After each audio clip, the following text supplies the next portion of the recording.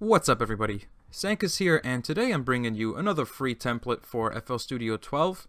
And I know it's been a while since the last time I put out a free template, so I figured that this time I might as well make the wait worth it and try out something interesting. So some of you may kind of be into what I did over here, and some of you may not. So I'm going to get into what this template does and doesn't do, as a matter of fact, as well, in the next couple of minutes. First, I want to show you how to install templates. I'll give you a quick run through at least. So basically what you'll want to do once you grab this template off of my website under the free download section, what you'll want to do is take that FLP file, the Sancus 2K17 or whatever it may be named, on the server where I host my free downloads. Sometimes the files get renamed to just numbers and things like that. So go ahead and name that file something that you'll recognize. I named my FLP Sancus 2K17. And you'll want to take that FLP and put that into your projects folder, which is going to be wherever you installed FL Studio. Go into Data, Projects, and locate the Templates folder. Place that FLP file within the Templates folder. Once you open up FL Studio, hit File, New from Template, and go ahead and locate the template that you just put in there. Select it, and next time you open FL Studio, it should load by default with this template.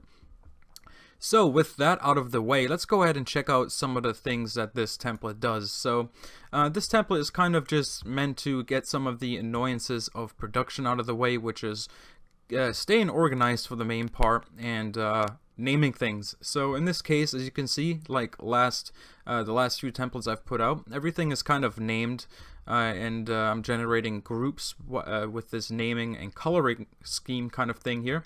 So as you can see, each kind of instrument group has its particular color. So you may use other instruments like vocals and things like that.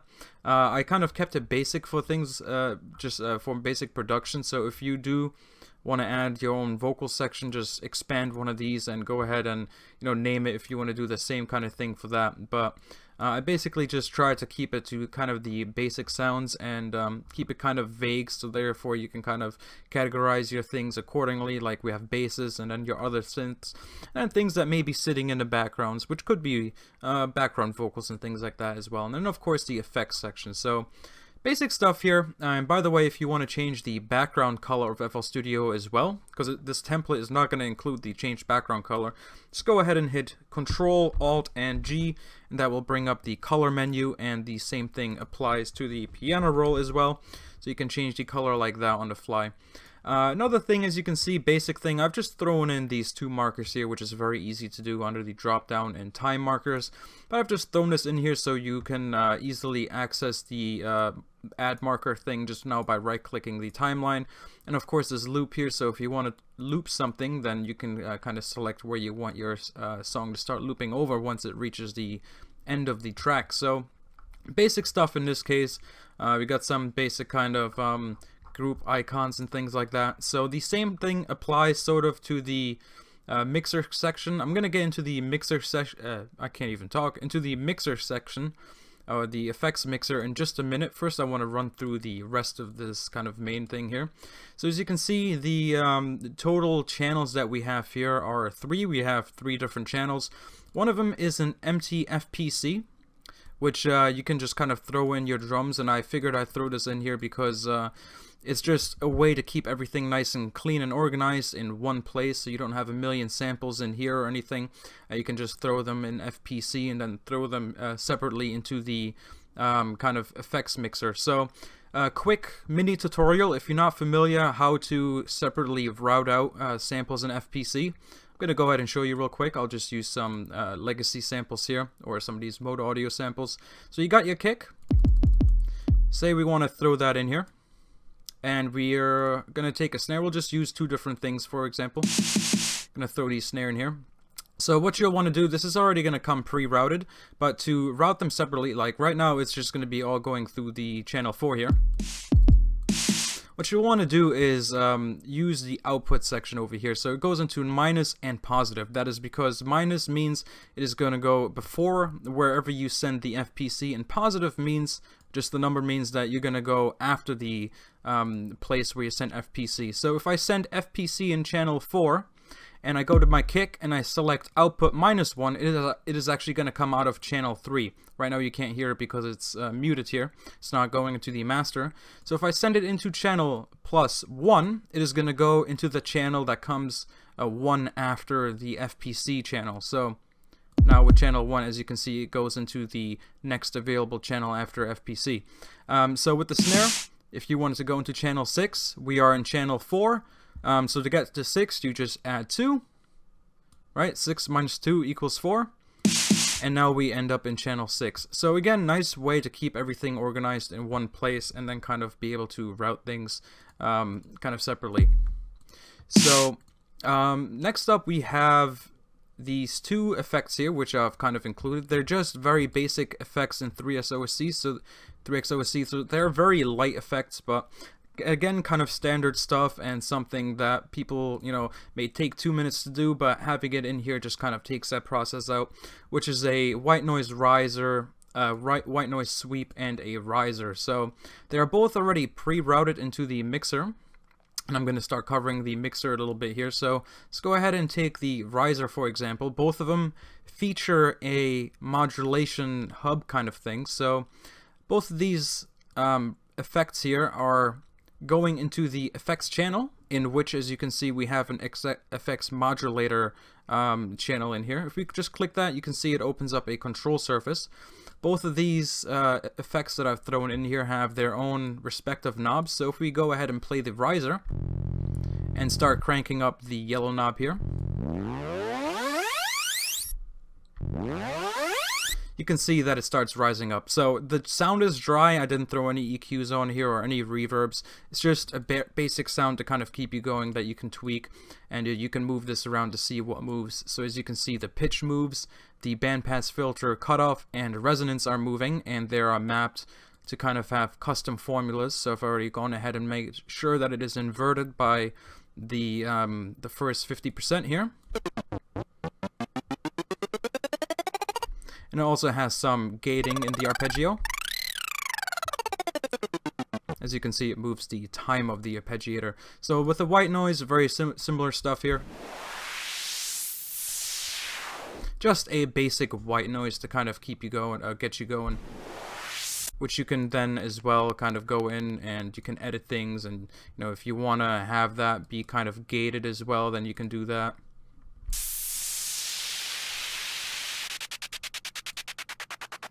And to link it to this knob as well, if you want to link the time of the arpeggio, go ahead and just right click it, link to controller, and in the internal controller menu here, just go ahead and find the effects modulators group and go ahead and send it to the white noise whoosh. Accept, make sure remove conflicts is not selected, hit accept, and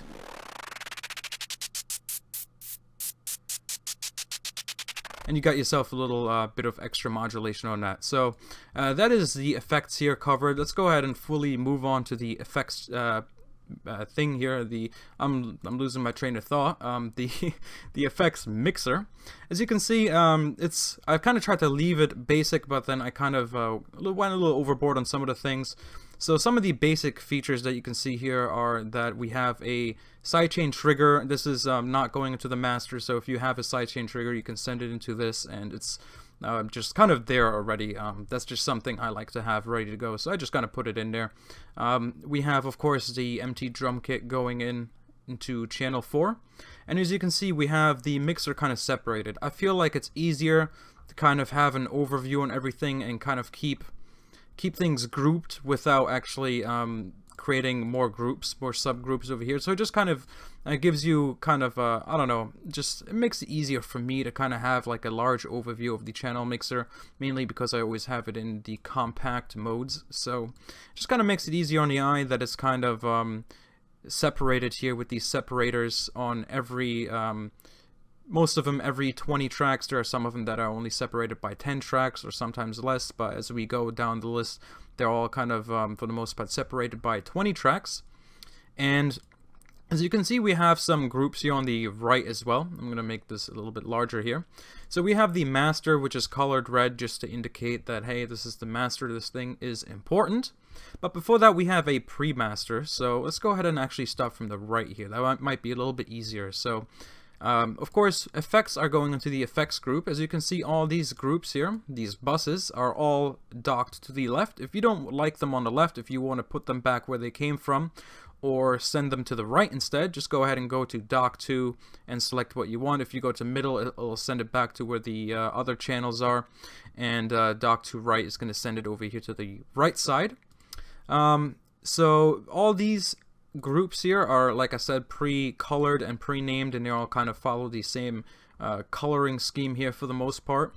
Also have this send channel over here, which is just a reverb send, so it's not actually affecting anything until you start to turn up some knobs, which I will cover in a minute as well. Basically just some basic reverb with only, what you'll only be able to hear is the dry, the wet amount, unless you actually manually crank up the dry. And a little bit of EQing afterwards just to remove low frequencies. So this channel basically is just there if you want to have any sound have some reverb, then you can send it in here and it will give it some reverb. So again, we have all these groups kind of colored and they're all going into the pre-master.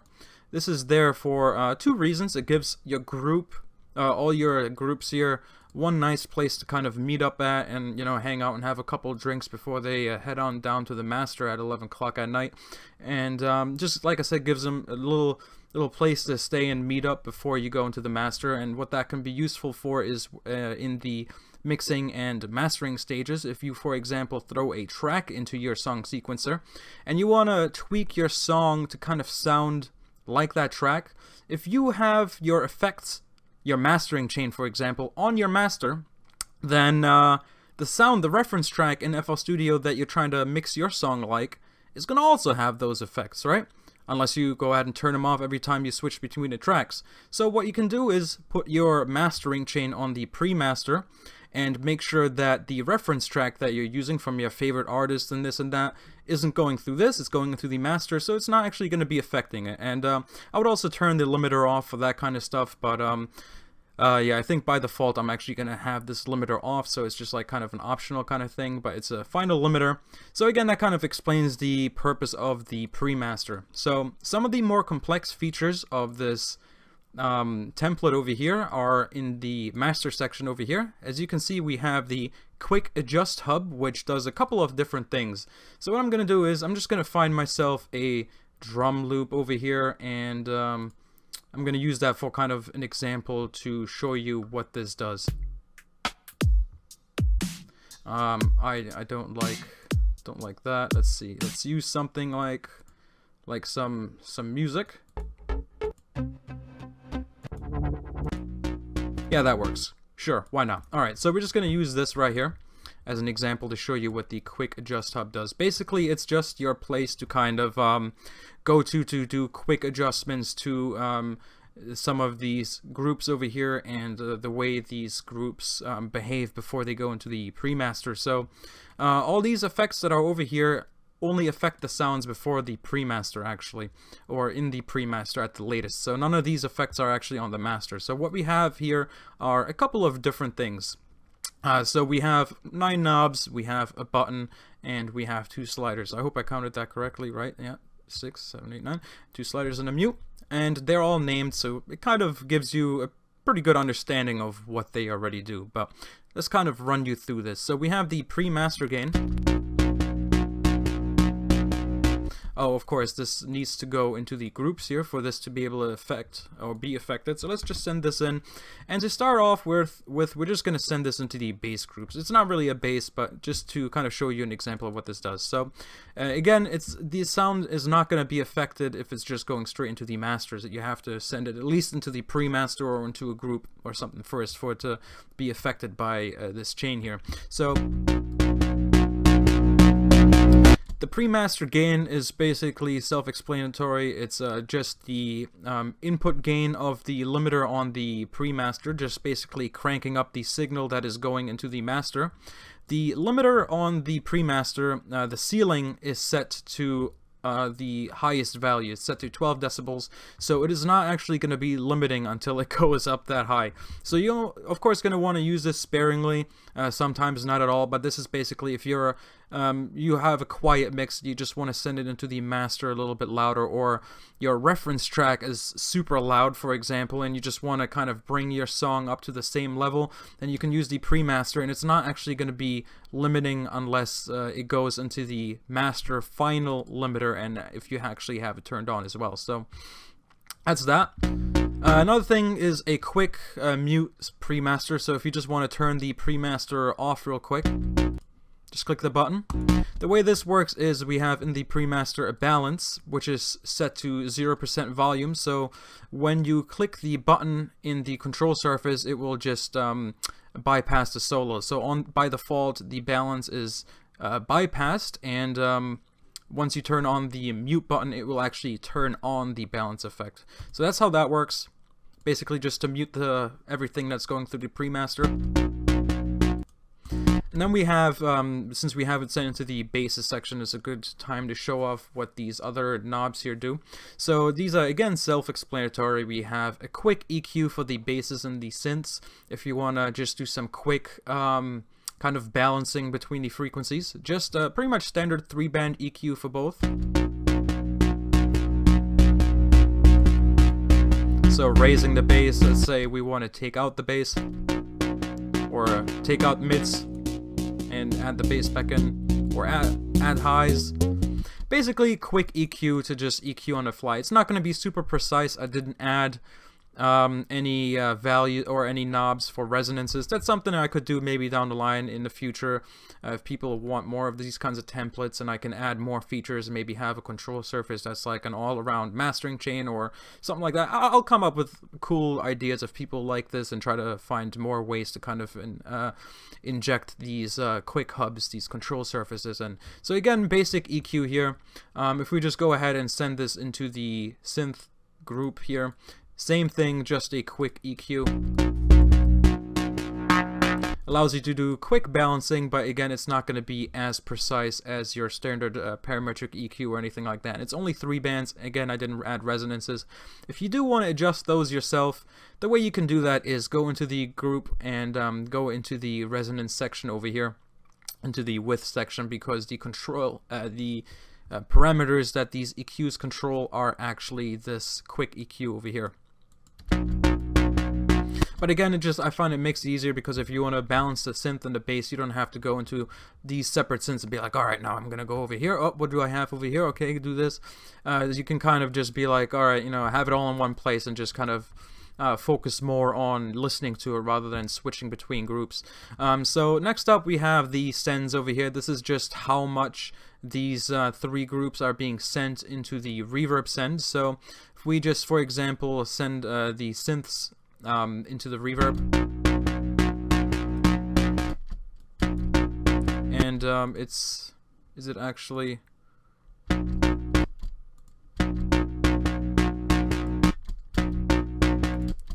gotta see here. Oh, that's right, I haven't had the wet off. I forgot about that. All right, so that's right. Okay, so what we have here is I totally confused. I'm sorry, it's been a long day for me. Alright, so getting the control surface, you can control how much of the reverb you want, but again, I just kind of messed things up a little bit, so I'm gonna have to just do this. You're probably not gonna have this problem if you don't mess around with any of the adjustments there. Okay, so you can again control the amount that it goes into this channel. What I totally just spaced out on, which is weird because I made this, again, I've had a long day, is the send reverb amount. I was like, why is it not making any noise? But then I forgot that I had this thing at the bottom. So you can control how much it goes into the send here. And you can of course also control how much of the wet reverb you hear. So you can, for example, send your basses in more and send your synths in less, or vice versa, and then you can also control how much of that reverb you want. And we got this for the drum sends and the basses and the synths here. And again, send reverb amount is on the send here. So that's controlling the wet amount. And yeah, that's basically that. I don't think I'm forgetting anything else here. Yeah, everything is named, everything seems to be kind of organized. So a couple of things that this thing doesn't do, unlike my recent other templates, or not really that recent by now, but one of the things it doesn't do is it does not have pre-routed and pre-set up sidechaining. I have templates that are dedicated to just being ready to sidechain in a few different ways. This is not one of those. It has a sidechain trigger set up, but it's not really focused on that part because I feel like I've put out enough templates to have that kind of setup, and there's so many people that use different kinds of sidechaining that I feel half of those things were kind of a waste. So yeah, I don't know. If you want more templates like this that have pre-routed sidechaining, let me know and I will set some different kinds of stuff up and maybe do a new version with even more stuff in this template. But again, I didn't want to overcrowd it. I was trying something a little bit different with this one. So yeah, let me know what you think about it. If it's not really your cup of tea, then I can totally understand. Again, this was kind of an experimental thing.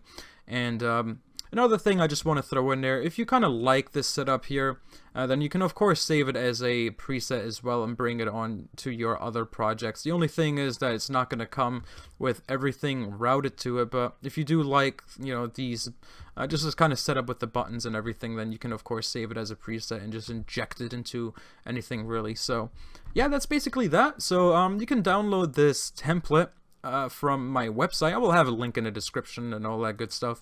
But yeah, if you head to Sounds by Sancus, that's totally hyphenated between each words.com.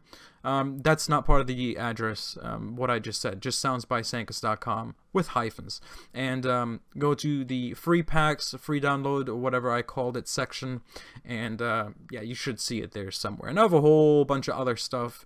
So yeah, that's basically that. So yeah, I hope you guys enjoy that, and as usual, with that being said, I hope you guys have an awesome day. Peace.